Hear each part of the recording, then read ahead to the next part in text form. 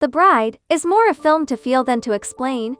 It is a movie lover's movie that disarmingly worships cinema, a cacophony of ideas that playfully mines Mary Shelley's Gothic classic, a romantic turn-on, and a rightful feminine scream all in one. And it shares something fundamental with The Lost Daughter.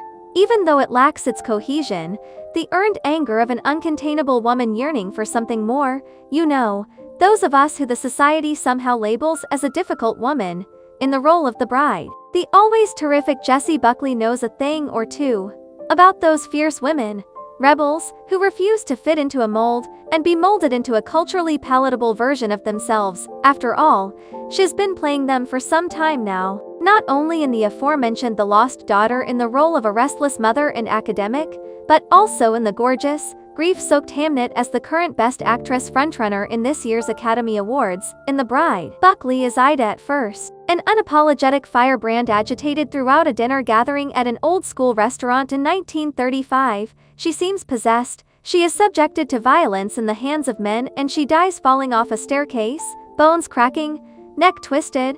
Cut to Frank, named after his father creator Frankenstein. Sometime later, a ramshackle creature in desperate need of a mate, played by Christian Bale, who brings much vulnerability to the part. This Frank is closer to Boris Karloff's iconic monster compared to Jacob Elordis' one-of-a-kind creature interpretation in Guillermo del Toro's masterful and elegant Frankenstein. With a square forehead, kindly reluctant eyes, and a soft presence, Frank begs Euphronius for a forever life partner. They dig up Ida's grave, and before we know it, the bride is born from the ashes of death.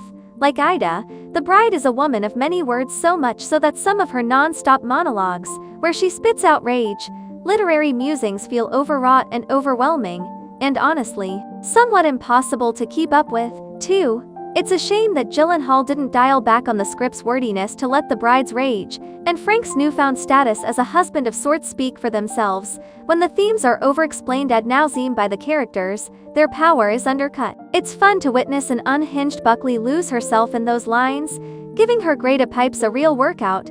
Their union and journey are a wild ride from start to finish, with hints of Bonnie and Clyde and natural-born killers throughout their accidental crime spree. The couple also unite around Frank's love of movies, with matinee idol Ronnie Reed entering their orbit.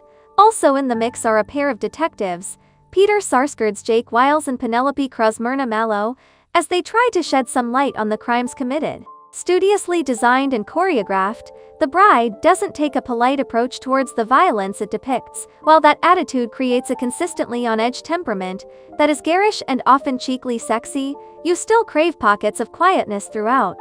But then again, Gyllenhaal has imagined a world where everything is heightened and maximalist, from the bride's signature burnt orange dress of puff sleeves and cut on the bias hem, to her teased and crimped hair, from the visual Sin City-adjacent aesthetics to an aura that frequently winks at film noir. Everything here is considered at length and thought-provoking to look at. They don't always mesh well, but it still inspires one to applaud the wild imagination. For a film this uninhibited and varied, Gyllenhaal's ending feels too tittily feminist in an unsophisticated, you-go-girl kind of way that comic book adaptations have been guilty of in the past decade.